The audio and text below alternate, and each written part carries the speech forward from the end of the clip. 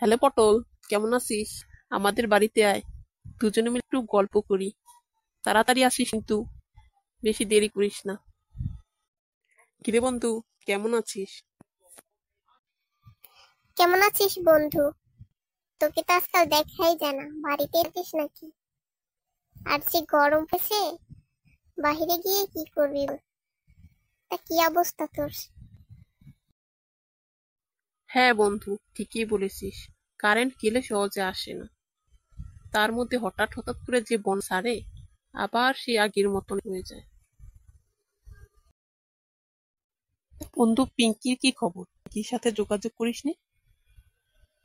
আর বলিস না বন্ধু, পিঙ্কি আমায় টাকা দিয়ে বেকা করে দিয়ে গেছে।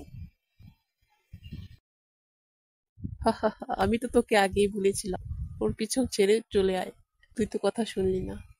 এখন ঠেলা সামলা। এভাবে বলিস না বন্ধু,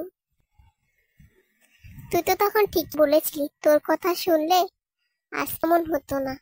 থাক, এসব কথা বাদ দে। আমি এখন বাড়ি চলে যাই, আমার একটা কাজ আছে। তুই থাক।